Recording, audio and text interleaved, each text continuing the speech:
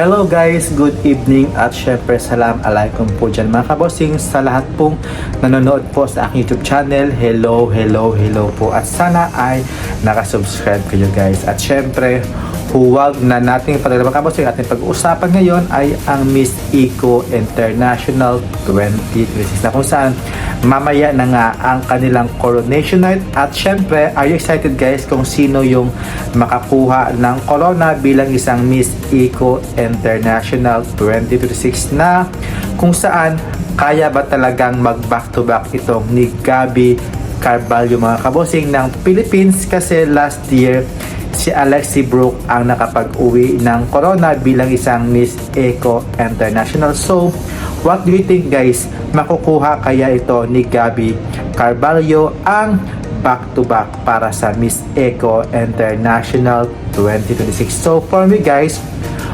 walang masamang mga kabosing kung kaya talaga ni Gabby Carballo ang mag back to back. So for me, kayang-kaya naman mga kabosing makapag back to back.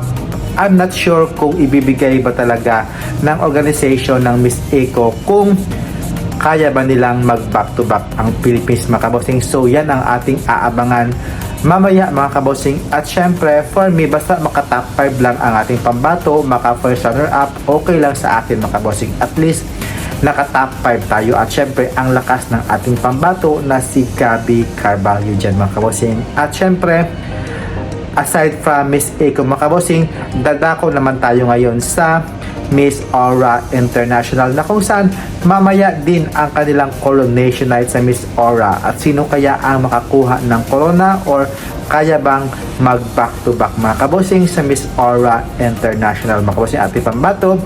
When it comes sa kanyang beauty, okay na okay mga kabosing. Ang ganda niya mga kabosing, kaya lang hindi siya masyadong katangkaran mga kabosing.